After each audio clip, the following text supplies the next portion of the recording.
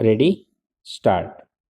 अध्यक्ष महोदय, 10वीं पंचवर्षीय योजना पर विचार करते समय सदन के दोनों पक्षों के सदस्यों ने जो महत्वपूर्ण प्रश्न उठाए हैं उन पर विचार किया जाना बहुत आवश्यक है। अध्यक्ष महोदय, 9वीं पंचवर्षीय योजना का अब अंतिम वर्ष चल रहा है और इस योजना के अंदर जो चीजें कही गई हैं, ऐसा लगता है कि उसके अंदर परिवर्तन करना कठिन है, बदला भी नहीं जा सकता।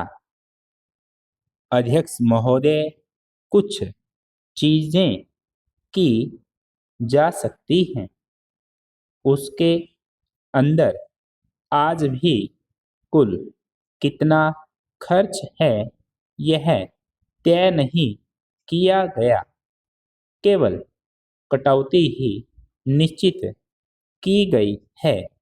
शुरू में मैं यह कहना चाहता हूँ कि यहाँ पर कुछ सदस्यों ने जो यह प्रश्न उठाया था कि इस पंचवर्षीय योजना का आशय कुछ सरकारी पक्ष से भी बताया गया है, इसके अंदर कमियां हैं और बहुत सी कमियां हैं जिनके ऊपर मैं यहाँ कुछ दोषारोपण नहीं करना चाहता हूँ। विराम। मैं चाहता भी हूँ कि इस तरह से प्रश्न न उठाए जाएं तो ज़्यादा अच्छा है। यह योजना सरकार ने बनाई है।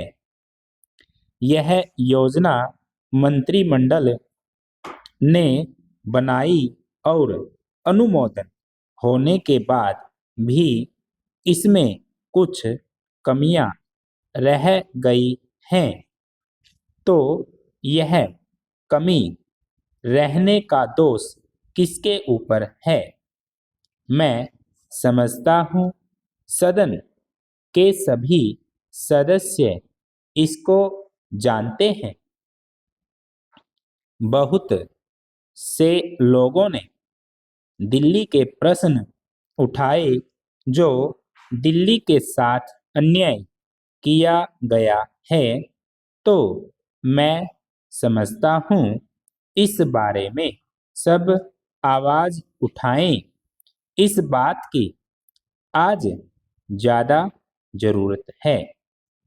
मैं यह कहना चाहता हूँ भारत सरकार से या जिन्होंने ये सारी योजनाएं बनाई, उन्होंने वास्तव में यहाँ के साथ बड़ा बुरा किया, यहाँ के साथ अन्याय किया, क्योंकि उन्होंने इस पंचवर्षीय योजना को बनाते समय ध्यान नहीं दिया कि क्या योजना बना रहे हैं, गलत बना रहे हैं या सही बना रहे हैं, इनसे क्या लाभ हानि होगा, इन सब बातों पर उन्होंने विचार नहीं किया। तो मैं समझता हूँ ऐसी परिस्थितियों के अंदर यह बात ठीक नहीं है। ऐसी दशा में यहाँ पर 5 वर्षों में आने वाली योजनाएं बेकार बनकर रह जाएंगी। जो कटौती निश्चित की गई है उसको समाप्त करना चाहिए ताकि दिल्ली को हम अंतर्राष्ट्रीय स्तर का एक आदर्श नगर बना सकें। यह बहुत ही आवश्यक है यदि हम इस स्थान की उन्नति चाहते हैं। इसलिए अब मैं अपना कथन इन शब्दों के साथ ही समाप्त करता हूँ। अध्यक्ष महोदय, आपने मुझे 10वीं पंचवर्षीय योजना पर बोलने का अवसर दिया, इसके लिए मैं आपका आभारी हूँ। आपने मुझे कम समय दिया, इसके लिए भी आभारी हूँ। अभी मेरे से पूर्व कुछ सदस्यों ने हम पर यह आरोप भी लगाया कि हम योजना में विश्वास नहीं रखते। उन्होंने तो यह भी कहा कि हमारे चुनाव घोषणा पत्र में भी उनको इस बारे में कुछ नजर नहीं आया। मैं इस बारे में यह निवेदन करना चाहता हूँ कि उन्होंने कोई दूसरा घोषणा पत्र देखा, गलत घोषणा पत्र पढ़ा और उसी को हमारा घोषणा पत्र समझ बैठे। लेकिन मैं यह कहना चाहता हूँ कि हमारा घोषणा पत्र इस समय मेरे पास है। इस घोषणा पत्र में हमारी घोषणा में योजना के बारे में स्पष्ट रूप से कहा गया है कि हम योजना पर विश्वास रखते हैं, लेकिन ऐसी योजना पर विश्वास नहीं रखते जो जनता के दुखों को दूर नहीं कर सकती, जो जनता के कष्ट दूर नहीं कर सकती।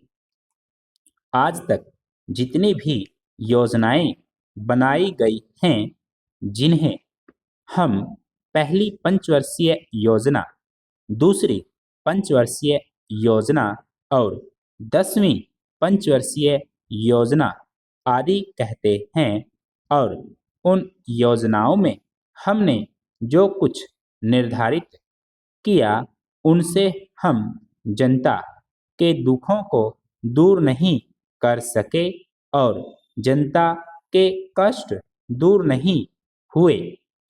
इन योजनाओं के परिणाम भी हमारे सामने हैं।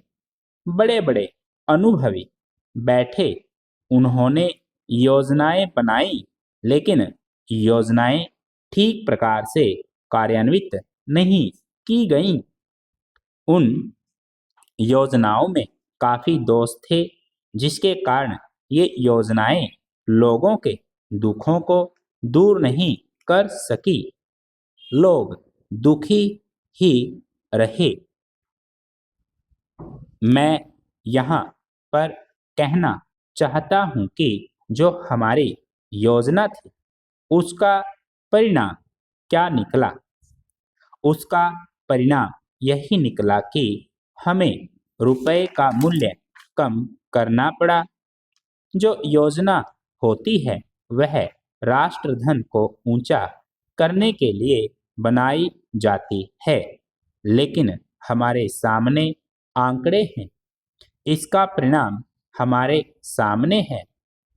हमने अब तक 9 पंचवर्षीय योजनाएं कार्यान्वित की हैं, लेकिन हमारी प्रति व्यक्ति आय में और जीवन स्तर में अपेक्षित वृद्धि नहीं हुई है। यह दुख की बात है। मैं यह कहना चाहता हूँ कि हमारा ऐसी योजना में विश्वास नहीं है जो जनता के कष्टों को, जनता के दुखों को दूर न कर सके।